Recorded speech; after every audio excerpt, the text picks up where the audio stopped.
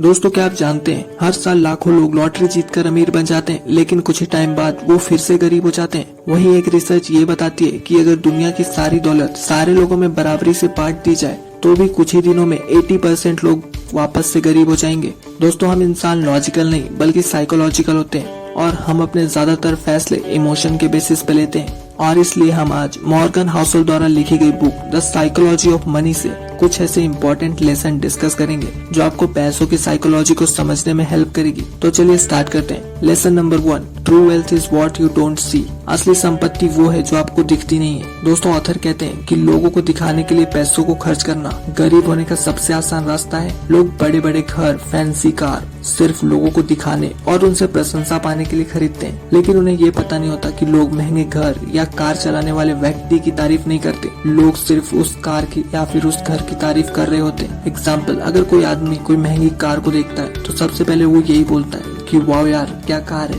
लेकिन वो ये नहीं बोलता कि वाह यार क्या आदमी है। Lesson number 2, getting wealthy versus staying wealthy. Author कहते हैं कि वेल्दी बनने के लिए बहुत सारी किताबें और तरीके हैं, लेकिन वेल्दी बने रहने के लिए एक सर्वाइवल माइंडसेट की जरूरत होती है। वॉरेन बफेट ने अपने लाइफ में बहुत सारी वेल्थ बनाई, लेकिन वो कभी कर्ज में नहीं डूबे। अपने इन्वेस्टिंग की जर्नी में वो मार्केट क्रैश होने से भी नहीं घबराए और अपने शेयर को बेचा तक नहीं। ये सब उनकी सर्वाइवल माइंडसेट की वजह से हुआ। ऑथर कहते हैं कि आपको वेल्दी बनना है तो सबसे पहले आपको फाइनेंशियली अनब्रेकेबल बनना पड़ेगा। Lesson number 3, compounding. दोस्तों कंपाउंडिंग तभी काम करती है जब आप किसी एसेट को ग्रो होने के लिए सालों तक का टाइम देते हैं। ठीक एक होप के पेड़ की तरह, जहाँ पहले साल में कोई अंतर पता नहीं चलता, 10 साल बाद थोड़ा सा अंतर पता चलता है और 50 साल बाद एक्स्ट्रा ऑर्डिनरी पेड़ बन जाता है। दोस्तों वॉरेन बफेट एक अच्छे इन्वेस्टर सिर्फ इसलिए है क्योंकि वो इन्वेस्टर तब से हैं जब वो सिर्फ 10 साल के थे। दोस्तों वॉरेन बफेट की net worth approximately $113 billion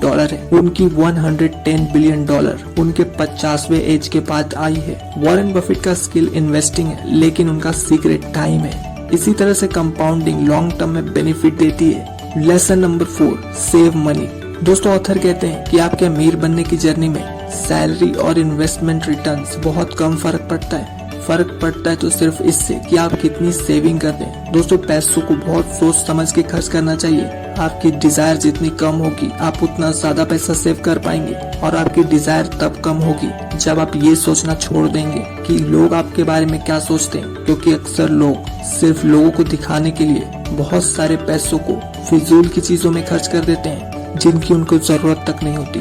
lesson number 5 में ऑथर कुछ एडवाइस देते हैं। Take independent decision. दोस्तों आपका डिसीजन इंडिपेंडेंट होना चाहिए, आपको किसी और को देख के डिसीजन नहीं लेना चाहिए। Compounding takes time. दोस्तों लॉन्ग टर्म में कंपाउंडिंग बहुत अच्छे से काम करती है, इसलिए आपको कंपाउंडिंग को कभी ब्रेक नहीं करना चाहिए। Live below your mean. Author कहते हैं कि आप किसी भी सैलरी पे फाइनेंशियली फ्री हो सकते हैं, बशर्ते कि आप जितना पैसा खर्च करते हैं उससे कम ही खर्च करें।